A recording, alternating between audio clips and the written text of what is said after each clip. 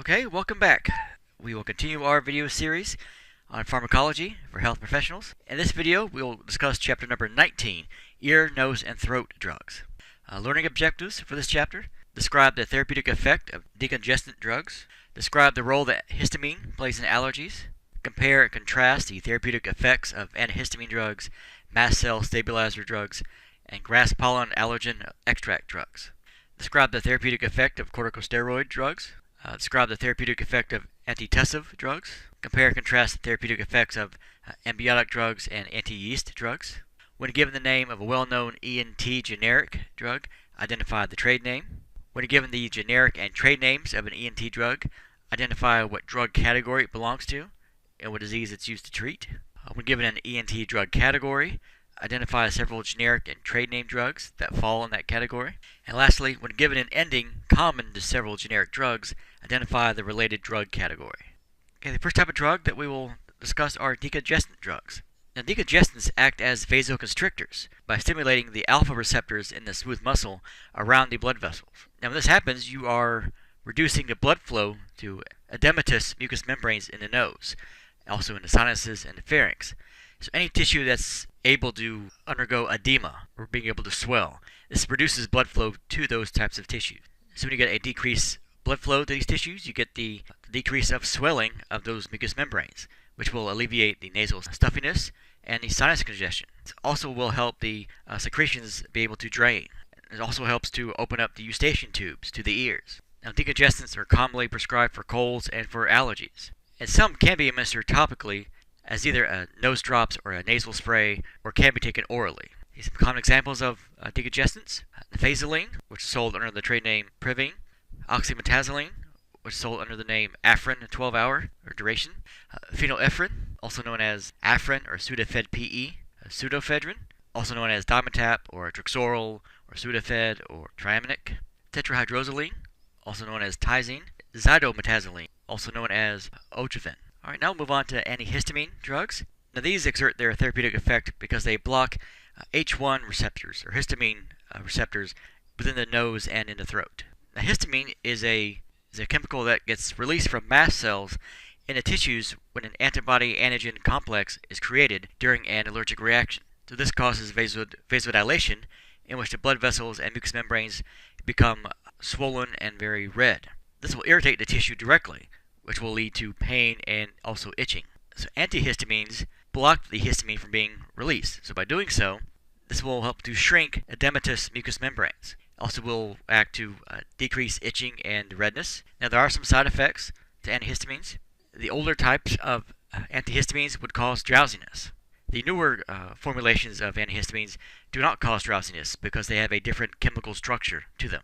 Some common examples of antihistamines: azilistine, which is sold as Astelin; brompheniramine, also known as Lodraine; cetirizine, a very popular antihistamine drug sold under the name Zyrtec; chlorpheniramine, also known as Efidac or chlortrimeton; clemastine, also known as Tavist allergy; disloratadine, another very popular antihistamine drug sold as the name Clarinex; and also dexbrompheniramine. Some more examples of antihistamines: dexchlorpheniramine, diphenhydramine, also known as Benadryl; fexofenadine, also known as Allegra; levocetirizine, also known as Xyzal; loratadine, also known as Claritin or Tavist; olopatadine, also known as Patinase; triprolidine, also known as Xymene.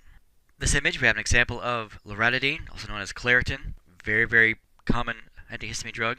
It's one of the newer formulations of antihistamines where it does not cause drowsiness. That's why it's very common to see in the advertisements for Claritin, you will hear the phrase Claritin Clear to reinforce the fact that it will not cause drowsiness in the patient. Okay, now we'll talk a little bit more in depth on the first and second generation antihistamine drugs. The first generation antihistamine drugs, such as Benadryl, for example, are non-selective in that they bind to the central histamine receptors, the H1 receptors in the brain, but they also bind to the peripheral H1 receptors found in the body tissues. So this drug action in the brain results in the person becoming drowsy and having an impaired performance while driving or operating machinery. Now, the second generation antihistamine drugs, like Claritin or Zyrtec, for example, only bind to the peripheral H1 receptors in the body tissues. So this will block the action of the histamine and relieves the symptoms of redness and inflammation and itching that is associated with allergies, all without producing the effect of drowsiness. See, the drug hydroxyzine, also known as Vistaril, is also a first-generation antihistamine, but it is not used to treat allergies. Its side effect of drowsiness and dry mouth are actually used as therapeutic effects when this drug is given as a preoperative medication to help to calm the patient and to also decrease oral secretions prior to that patient becoming intubated right before surgery. A quick did you know? Antihistamines are not effective in treating bacteria or viruses that cause the common cold. Although the symptoms of allergies and colds are similar, there's no release of histamines when you have a common cold. Now, drug companies will often combine antihistamine drugs and decongestant drugs and over-the-counter cold remedies because antihistamine drugs have a drying effect on mucous membranes that is helpful when you are suffering a cold. And historical note about some antihistamines, the drug terfenadine, sold under the name Seldane, was introduced in 1985 as the first non-sedating antihistamine drug. Now, this was considered to be a major breakthrough, as previous generations of antihistamines would often have the undesirable effect of causing moderate to severe sleepiness. And also at this time, another non-sedating antihistamine drug was released, Hismanol. However, both of these drugs were taken off of the market in 1997 after they were found to cause fatal heart arrhythmias in patients who were also taking erythromycin, which is an antibiotic drug, or if they were taking ketoconazole, which is an antifungal drug, or if the patient had a liver disease. Now, later, Allegra was introduced and is still on the market. This is another example of a non-sedating second-generation antihistamine drug. Now, Allegra's chemical structure is only a slight modification of the chemical structure of Seldane. Alright, now we'll move on to mast cell stabilizer drugs. Now, these work to stabilize the cell membranes of mast cells found in the tissues of the nose. And by doing so, these will prevent these mast cells from releasing histamine during an immune response to an antigen. This will also act to prevent edema of the nasal mucous membranes and also sneezing in patients with allergic rhinitis. And a good example of this type of drug would be Cromolyn, which is sold under the name Nasal Crom. Right, now we'll talk about allergen extract drugs. This is a form of allergy immunotherapy that's previously only been available with allergy shots. This is where you have a prepared liquid extract that contains various allergens, such as animal dander or foods or plants, grasses, pollens, and so on. And these allergens are injected subcutaneously each week. These extracts that are given to the patient get progressively stronger and stronger, and to the point where the patient's body no longer reacts to the allergens. Now, there's one allergen extract drug that's specific to grass allergies that is available in the form of a sublingual tablet that's taken by mouth. Now, this drug is an extract of grass pollen from 5 different seasonal grasses. See, and the drug dose is measured as an index of reactivity, or IR. An example of this type of drug would be oral air, which is a grass pollen allergen extract.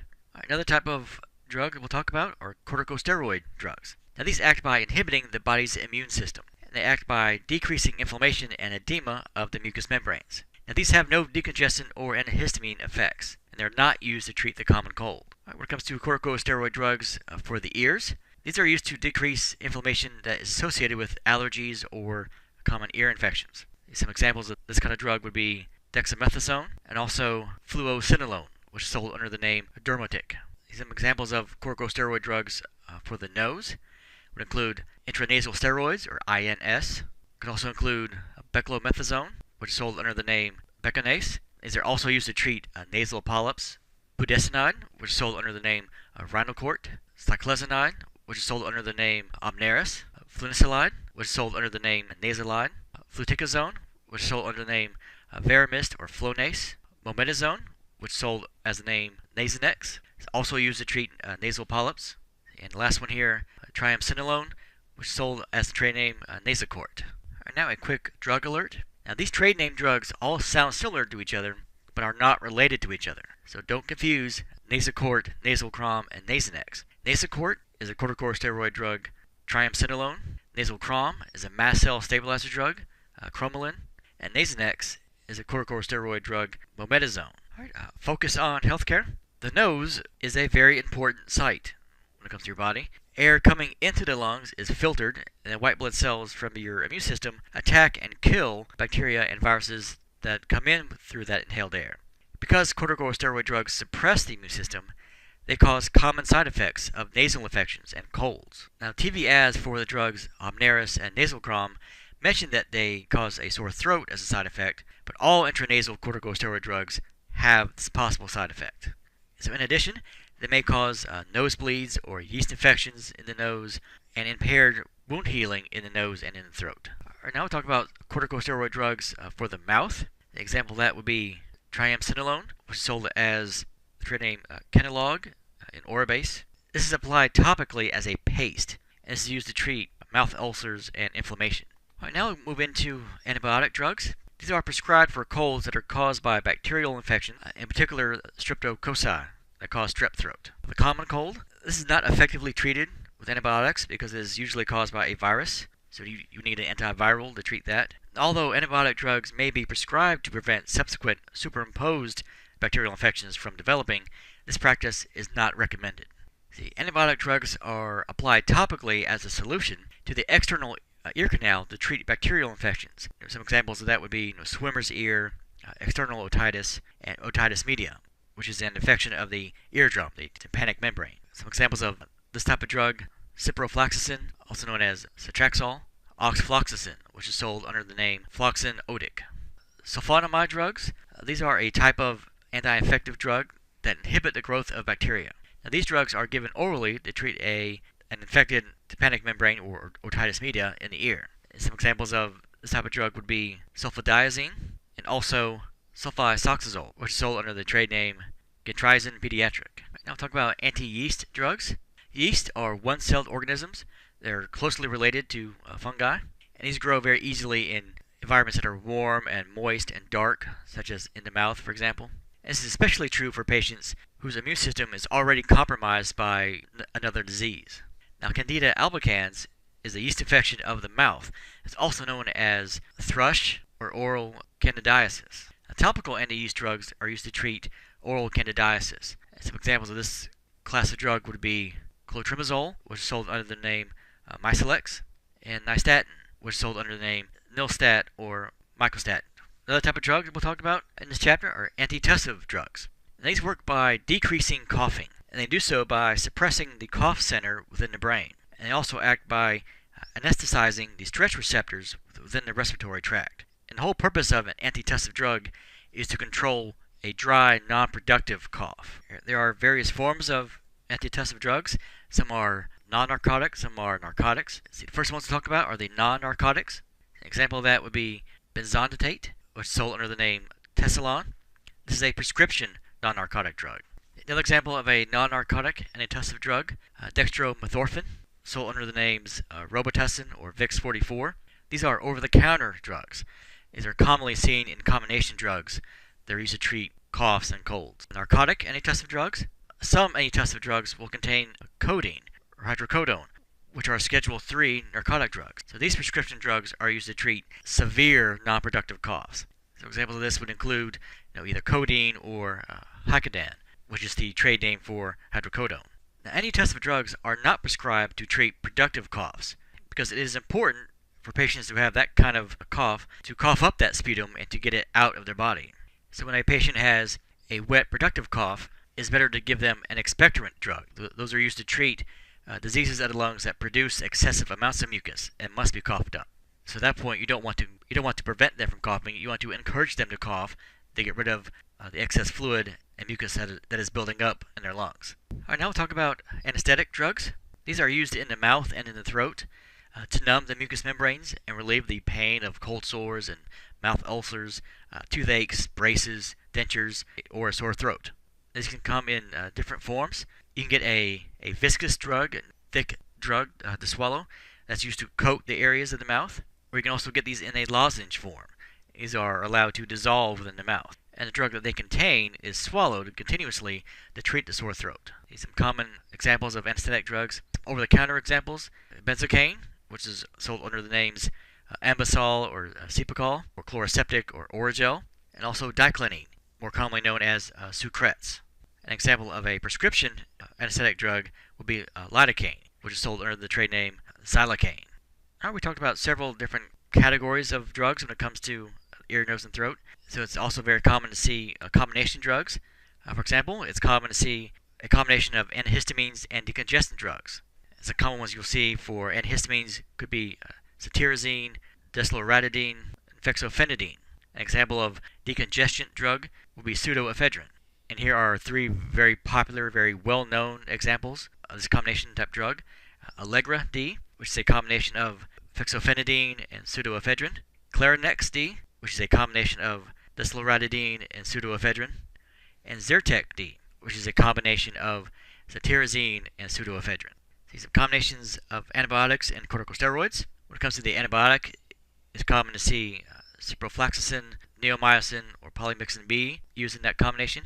When it comes to the corticosteroids, it's common to see dexamethasone and hydrocortisone used. This combination of antibiotic and corticosteroid drugs are used topically within the ear. These are used to treat otitis externa or otitis media, which are either infections of the external ear or of the eardrum, the tympanic membrane. Some examples of this type of combination drug: Cipro-HC-Otic, which is a combination of ciprofloxacin and hydrocortisone, and also Ciprodex, which is a combination of ciprofloxacin and dexamethasone. Colimycin S-Otic, which is a combination of hydrocortisone and neomycin, and Otosporin, which is a combination of hydrocortisone, neomycin, and polymyxin B. Some other combination drugs that you'll see: Rondac DM, which is a combination of chlorpheniramine, which is an antihistamine, phenylephrine, which is a decongestant, and dextromethorphan, which is an antitussive drug. Another example of a combination drug would be Tussionex. This is a combination of chlorpheniramine, which is an antihistamine, and also hydrocodone, which is a narcotic antitussive drug. Now move on to a drug alert. Prescription cough syrups that contain a controlled substance are very effective in treating severe coughing, but they also contain a narcotic drug that can be addicting. And they are Schedule 2, 3, or 4 drugs. Now, these scheduled drugs can cause euphoria, which is an exaggerated sense of well-being and happiness, and also lead to slowed muscle movements. Now, the DEA reports that these prescription cough syrups are available to addicts whose form of abuse is cough syrup from some online pharmacies that do not verify prescriptions sent to them. The website for Partnership for a Drug-Free America notes that the non-narcotic antitussive drug dextromethorphan is also abused by 1 out of every 10 teenagers.